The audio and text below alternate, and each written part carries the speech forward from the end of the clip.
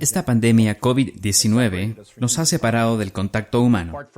Además del virus en sí, este cierre, la cuarentena de gran parte de la sociedad me ha enseñado una gran lección. Necesito estar con otros. Por mucho que me guste mi espacio, mi tiempo de tranquilidad y estar solo, necesito hablar con familiares, compañeros de trabajo y otras personas. Mientras preparaba este episodio del Camino a Pentecostés, llegó el momento en que comenzamos a salir de este periodo.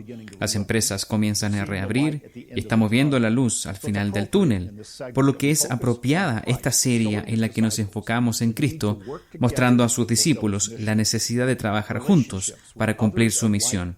El contacto con otros semejantes nos alimenta y nos da aliento. El Evangelio es predicado por la Iglesia unida en profundos lazos de amor y compañerismo. Cristo tendría eso en sus discípulos como el fundamento de la Iglesia. Sacó de sus corazones la duda y el miedo y la desconfianza que podrían paralizar su esfuerzo. Cuando los discípulos vieron la tumba vacía, el ángel había dicho: «No está aquí, pues ha resucitado. He aquí va delante de vosotros a Galilea, allí le veréis». Lo habían visto cuando apareció a través de las paredes en la habitación donde se habían encerrado, esperando con dudas y temor. Todos menos Tomás lo vieron. Pasaron los días y hubo más conversaciones. Después de 8 días estaban nuevamente reunidos. Esta vez estaba Tomás con ellos. Por alguna razón, Tomás había decidido entristecerse solo, aparte de sus amigos. Esto no fue por falta de valentía, porque Tomás había sido uno de los que antes deseaba ir a Jerusalén con Jesús a pesar del peligro. Tomás fue uno que tuvo que retirarse a la soledad y resolver un periodo difícil y emocional. No había abandonado a sus amigos o su llamado, pero se retiró por un tiempo. Estaba con los demás. Ahora, cuando Jesús volvió a atravesar las paredes y la puerta cerrada y se paró en medio de ellos. «Paz a vosotros». Luego dijo a Tomás: «Pon aquí tu dedo y mira mis manos, y acerca tu mano y métela en mi costado, y no seas incrédulo, sino creyente». Tomás respondió: «Señor mío y Dios mío». Jesús le dijo: «Porque me has visto, Tomás, creíste. Bienaventurados los que no vieron y creyeron». Mientras Tomás estaba solo y separado de los otros discípulos, Jesús no se le apareció. Jesús esperó hasta que Tomás estaba con sus amigos para confrontar su lucha con su incredulidad. Perdemos algo cuando nos alejamos de los demás y del cuerpo de Cristo. Si bien es cierto, hay veces que debemos lograr nuestra salvación a través de un periodo de reclusión, con oración y ayuno, en última instancia debemos volver a estar juntos con los demás y el cuerpo de Cristo. Es en la comunión con los otros discípulos que vemos a Cristo trabajando. Es en la comunión de otros cuando vemos al verdadero Jesús y el significado de su sufrimiento. Jesús le dijo a Tomás que extendiera su dedo hacia su mano y hacia su costado para sentir las marcas de su sufrimiento y muerte. Solos no podemos conocer ni comprender la profundidad del sufrimiento del Señor. Cada uno de nosotros tiene nuestra parte propia en los sufrimientos de esta vida, y es solo cuando colocamos a aquellos en el contexto del sufrimiento de Cristo en la cruz que vendrá entonces el entendimiento.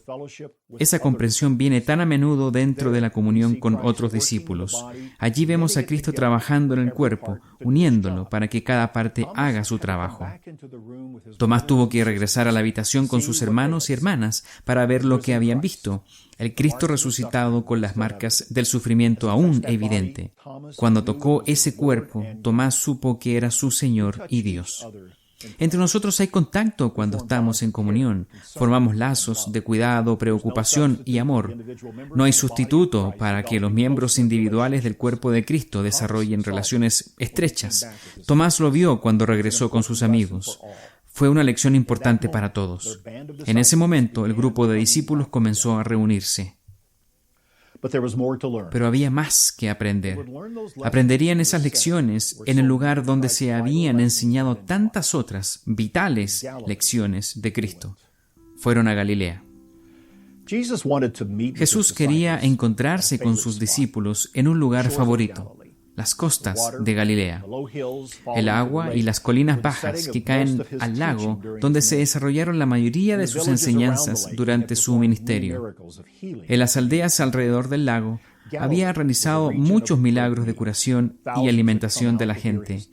Galilea era una región de gran necesidad. Miles habían salido a escuchar su enseñanza y a ser alimentados tanto física como espiritualmente. Aquí la gente necesitaba el reino de Dios. Tenían hambre de esperanza. Jesús eligió este lugar para enseñar a los discípulos que debían alimentar a sus ovejas. Debían cuidar a los discípulos que Dios agregaría a la iglesia. 7 de los discípulos se reunieron en Galilea. Pedro les dijo, voy a pescar. Ellos le dijeron, vamos nosotros también. Fueron y entraron en una barca. Y aquella noche no pescaron nada. Y cuando ya iba amaneciendo, se presentó Jesús en la playa y les dijo, ¿tenéis algo de comer? Le respondieron, no. Echad la red a la derecha de la barca y hallaréis. Entonces la echaron y ya no la podían sacar por la gran cantidad de peces. Entonces Juan lo reconoció y dijo a Pedro, es el Señor. Pedro, cuando oyó que era el Señor, se ciñó la ropa y se echó al mar. Y los otros discípulos vinieron con la barca, arrastrando la red de peces. Jesús había anticipado este evento y había preparado brasas, un pescado y pan. Después de haber arrastrado la red a la orilla con los 153 peces, Cristo repartió el pescado y el pan a los discípulos, quienes estaban estupefactos y en silencio frente a Él. Lo habían reconocido, pero sin duda se preguntaron de qué se trataba todo esto. Sabían que Jesús no hacía nada así sin un propósito. Lo que sigue es una imagen profunda de restauración. Al igual que Tomás, Pedro tuvo que ser devuelto al redil. ¿Recuerdas que Pedro había negado a Jesús 3 veces la noche en que fue arrestado? Fue un momento personalmente humillante para Pedro, pero la gran lección fue para los demás. Y para nosotros, mientras leemos lo que dice. Aquí el gran pastor le dio a Pedro el tema de su vida, y lo leemos bajo la inspiración de Juan. Cuando hubieron comido, Jesús dijo a Simón Pedro, Simón, hijo de Jonás, ¿me amas más que estos? Le respondió, sí, Señor, tú sabes que te amo. Él le dijo, apacienta mis corderos. Volvió a decirle la segunda vez, Simón, hijo de Jonás, ¿me amas? Pedro le respondió, sí, Señor, tú sabes que te amo. Le dijo, pastorea mis ovejas. Le dijo la tercera vez, Simón, hijo de Jonás, ¿me amas? Pedro se entristeció de que le dijese la tercera vez, ¿me amas? Y le respondió, Señor, tú lo sabes todo, tú sabes que te amo. Jesús le dijo, apacienta mis ovejas. De cierto te digo, cuando eras más joven te ceñías e ibas a donde querías, mas cuando ya seas viejo, extenderás tus manos, y te ceñirá otro, y te llevará a donde no quieras. Esto dijo dando a entender con qué muerte había de glorificar a Dios. Y dicho esto, añadió, sígueme. Luego Jesús entrega unas últimas palabras a Pedro y Juan. Pedro vio a Juan que le estaba siguiendo y le preguntó a Jesús, Señor, ¿y qué de este? Jesús le dijo, si quiero que él quede hasta que yo venga, ¿qué a ti? Sígueme tú. Una última palabra para Pedro y Juan. Cada uno de nosotros tiene una vida distinta, cada uno un llamado distinto de Dios y un propósito en su plan. Tenemos que recorrer nuestro propio camino y dejar que otros sigan el suyo. Los discípulos tuvieron que ser restaurados entre sí, forjados en un cuerpo muy unido para ir al mundo con el Evangelio. El pan de vida eligió el escenario sereno del mar de Galilea para servir una comida de pescado y pan a aquellos que se habían convertido en pescadores de hombres. Así, hoy la Iglesia arroja la red del Evangelio sobre las aguas del mundo y las personas son atraídas por las palabras de vida y esperanza. El Evangelio de Jesucristo y el reino de Dios va al mundo con poder y provoca un cambio radical. El Evangelio puede provocar un cambio radical a tu mundo cuando dejas que cambie tu vida. Cuando el Evangelio es aceptado como verdad, no te queda más remedio que abandonarlo todo y seguir a Cristo. Esta pandemia ha sacudido al mundo entero.